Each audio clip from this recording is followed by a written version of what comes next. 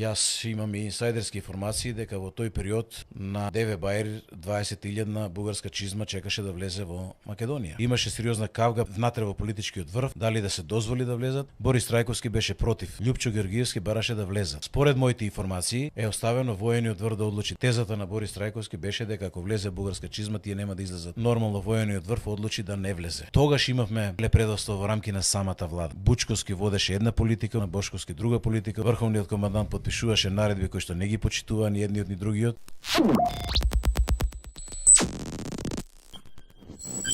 Досега до таму, докаде што досега македонскиот јазик, а бога ми македонскиот јазик досега докавала во егејскиот дел на Грција. Јас сум тропал на врата, штик проба да направам, на секоја четврта куќа ми возвратија на македонски, чист македонски, во Кавала, на граница со Турција. Тоа значи дека во егејскиот дел на Македонија имате огромен број на македонци кои што го говорат македонскиот јазик, а се вели дека и 2 милиона грци кои што прифатиле по самосвест да бидат грци, исто така го говорат македонскиот јазик или го говореле нивните родители или нивните баби и дедовци.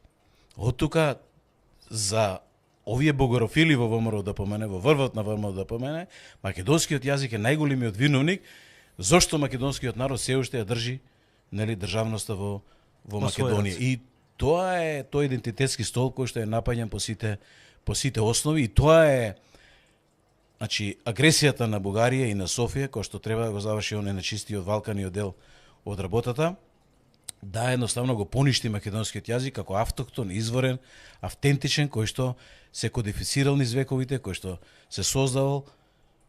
Знаете, јазикот е страшна работа, јазикот е од Бога дадена категорија, нема играње. Вие имаме во Македонија човек, може би е добро да го поканите во една емисија. Сега дали е добро да му го споменам или не, меѓутоа во паузата ќе ви го напишем името, ќе ви дадам мобилен број. Ќе разговараме, да. Човекот, значи, научно анализира од коине новозаветниот јазик, има откриено преку 3000, не ме држете за точна бројка плюс минус, 3000 зборови од оригиналниот коине, значи тој не е ниту грчки, ниту старогрчки. Старогрчкиот јазик се разликува од коине. Патем јас сум го учел коинето на докторските студии теологија во Америка, еден испит морав да го полагам на коине, на докторските студии, и еден испит од Стариот завет на Biblical Hebrew се вика тој, на библискиот еврејски, старозаветен, староеврејски јазик. Кој не бил јазикот на трговијата? Кој не бил јазик кој што бил скован од нарешјата, доминантно како англискиот што денеска доминирал тогаш веројатно. Ама доминира американскиот. Ахајците тогаш доминира, не била Грција, него била Ахаја. Ништо тоа нареше таа цивилизација. Имало многу од македонските зборови, значи 3000 зборови од коинето се дешифрирани со корен во македонскиот јазик, кој што го признаваат и лингвистите во Грција и низ целиот свет, дека немаат грчки корен, овие 3000 зборови. Дека сите имаат, значи, македонски корен, земете кревет, подрум и така натаму. Имаат 3000 зборови се, јас го имам делот тој речник ископирано. Добро е да го поканите во емисија и добро е да отвориме таа тема во македонската јавност, дека коинето не е грчкиот. На коинето е мешавина од повеќе јазици во новоосвоените територии од Александар Македонски, каде што во основата имаме огромен процент од зборови кои што имаат македонски корен, кои што ги задржале ден денес хунзите во Пакистан, кои што ден денеска ние ги говориме, и ако сакате земете го француско-македонскиот лексикон од 1490 и некоја година, 96 година. Значи француско-македонскиот лексикон од пред векови наназад, погледнете ги зборовите, го има на интернет, патем на Google отворете и ќе видите дека таму имате денеска зборови кои што не се ни српски, ни бугарски, ни грчки и така натаму. Имате рака, имате нога, имате глава, имате око, имате зап. Значи чисто македонски зборови од ова македонско наречие. Значи македонскиот јазик се говорел со векови наназад. Мудроста била што се кодифицирал со текот на времето и Блаже Коневски ја завршил таа финална кодификација и имаме денеска еден прекрасен чист македонски јазик кој што е автохтон, изворен наш, ниту е западно бугарско нарече, ниту е не знам што и така натаму. Смешно ли е денеска кога овие кои што ги спомнавте бугарофили во ВМРО ДПМН се борат против бугаризација на Македонија? Па, внимавајте, тоа е трагедијата. Мислам, тоа е Тоа е трагедијата. иронијата. И иронија истовремено, мислам. Јас тоа не можам да го разберам, не можам да го сватам. Не знам што е позадината, не знам што е поентата. Јас и во едно интервју за еден бугарски медиум, кога бевме во посета на Благоевград, им упатив порака дека време е, нели, во третата декада на 21. век Бугарија, значи бугарските екстремизми да се оттргнат од тие историски атавизми, да едноставно погледнат малку од повисока перспектива и да почнеме да размислуваме за, не знам, 6 ленти автопат од Бургас до Охрид, значи Бургас, Софија, Скопје, Охрид, значи коридорот 8 да го фатиме, па од Скопје да отидеме до Драч, да ги поврземе, нели, Италија Со Црното море. Црно море, со па Блиски, Далеки Исток и така натаму, да направиме брза железница од Бургас, Софија, Скопје, Охрид и да продолжи Драч, нели, преку Скопје, да едноставно ги отвориме границите, да ги оставиме луѓето, едноставно културно да општат едни помеѓу други. Мислам, слободата е највисокиот стадиум на постоење на човекот, таа иманентна уште од раѓањето, уште од создавањето на човештвото. Бог ни ја дал слободата. Се чини, јас апсолутно се согласувам со вас, но се чини дека македонскиот народ се не бара слобода, туку бара индивидуални придобивки. Не знам, поголема пензија, поголема минимална плата, вработување во јавна администрација, лични придобивки, тендери. Мене ми изгледа како целокупната национална свест да е деградирана и да нема да не гледа македонецот на себе си како некој колектив или како дел од колектив, туку едноставно гледа што повеќе може да приграби од оваа земја која што вие дефиниравте дека е сечија и ничија. Јас немам чувство дека ние како македонци во моментов сме свесни за опасностите кои ги има по постоењето на македонскиот народ и по постоењето на македонската држава, затоа што не секој народ има своја држава. И има таа среќа. Значи, не ја довршиме тезата на Ванчо Михајлов. Значи, тезата е кантонизација на Македонија по долината на реката Вардар. Источниот дел да го фатат бугарите, западниот дел да го фатат албанците, а делот околу Скопје, Велес и евентуално доле Битола, Прилеп, значи тие неколку енклави да бидат сечија и ничија земја, дури ни тие да не бидат, значи, кантон на македонскиот народ, него да бидат на македонци, срби и така натаму, сите останати. Значи, тоа е таа замисла да Македонија ја преуредат буквално во сечија и ничија земја. Исчезнувањето на македонскиот народ. Поголемиот дел од нашите сограѓани помагаат во тој процес.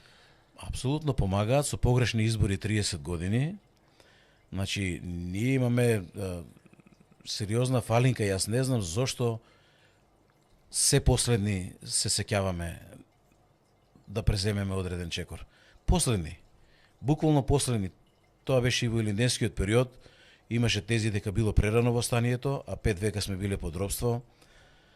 Имате па не дека немало во Балканските војни, меѓу двете светски војни, па и во Втората светска војна последни стигнаме на јајце и прашање како тој процес се заврши. Значи, сме каскале секогаш зад историските процеси, сме каскале секогаш зад геостратегиските поместувања. Значи, немаме ние геостратегиски анализи, политичките науки кај нас не ги проучуваат геостратегиите, геополитиките. На државниот универзитет Кирил и Методи ние немаме факултет за политички науки, имаме 3-годишни политички студии во рамки на правен факултет. Значи, во Македонија политичките науки не се изучуваат како една сериозна научна област, која што има огромна, богата политичка емпирија, која што има огромни стратегии и политики во своето портфолио, која што има огромно прибрано искуство за тоа како се води држава, како се гради нација. Ние тие процеси не ги учиме нашите млади, нашите студенти. Политичките науки, политиколозите се ставени на маргините на општеството.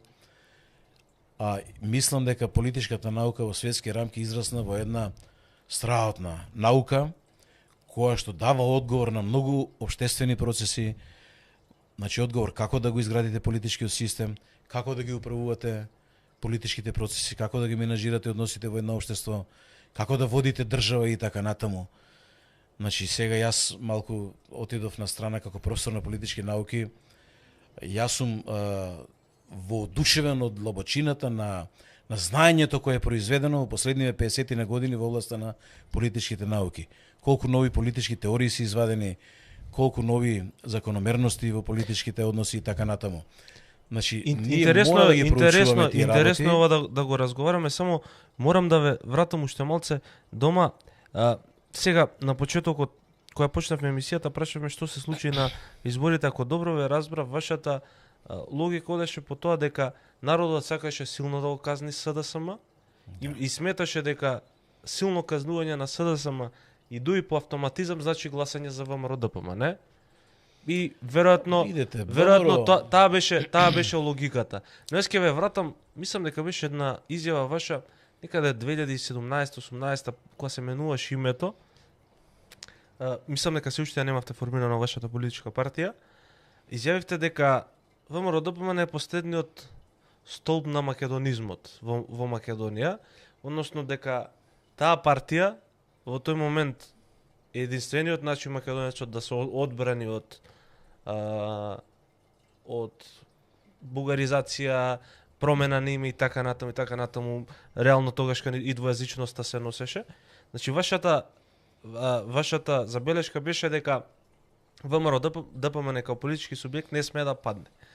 Чувствувате ли дека падна под нечие влијание, под нечија контрола и дека ВМРО-ДПМ сега во моментов не спроведува македонистичка политика, туку спроведува политика по нечија туѓа директива, затоа што има тука еден коментар од гледач, он убаво забележа, вели, немам ситно, вели, ниедна влада до сега не била македонска, односно сите биле српска, бугарска, грчка. Па кога ги анализираме малку, вака од аспект на политичка емпирија, процесите за време на владата 98-2002 година на ВМРО-ДПМН, ќе видиме едно страотно неснаоѓање на јавната политичка сцена. Значи, погрешно водење на политички процеси и нормално во тоа неснаоѓање и погрешно водење на политички процеси дојде бегалската криза 99 година, која што ја разори Македонија и изврши влијание врз поместување на етничката карта во Македонија, направи етнички дисбаланс во тој период, затоа што ние примивме околу 400.000 бегалци, од кои што можеби 100.000 се измажија, се изженија на овие простори и остана во Македонија, и тоа влијаеше на промена на етничката карта во Македонија. А веднаш потоа дојде конфликтот 2001 година, каде што имаме директно неснаоѓање и можеби јас забележав сериозни елементи на велепредавство од тогашната влада на Љупчо Георгиевски. Јас имам и инсайдерски информации дека во тој период на Деве Бајр 20.000 бугарска чизма чекаше да влезе во Македонија, да се вмеша во конфликтот 2001 година. Имаше сериозна кавга помеѓу внатре во политичкиот врв, дали да се дозволи да влезат или да не се дозволи да влезат. Борис Трајковски беше против да влезат, Љупчо Георгиевски бараше да влезат. И во таа кавга меѓу нив, жестока расправија, според моите информации, можеби има нешто дисонантно во ова што го говорам, не сум бил изворно на лице место, но според веродостојни кажувања од веродостојни извори, од веродостојни луѓе, е оставено воениот врв да одлучи дали можат сами да се справат со кризата 2001, воената криза, или ќе бараат помош од бугарска чизма која што е спремна на Деве Бајр да влезе во Македонија. Тезата на Борис Трајковски беше дека ако влезе бугарска чизма, тие нема да излезат од тука. И нормално воениот врв одлучи да не влезе. И ние сами се справувавме со кризата 2001 и тогаш имавме велепредавство во рамки на самата влада. Таа беше широка коалиција, Бучковски водеше една политика во Министерството за одбрана, Бошковски друга политика во Министерството за внатрешни. Врховниот командант подпишуваше наредби кои што не ги почитуваа ни едниот ни другиот и ситуацијата беше таква каква што беше, траљава.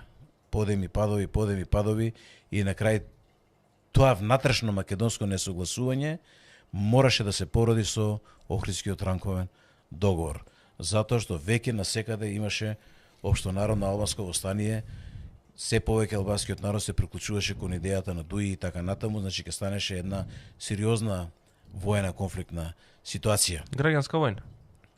И полоша.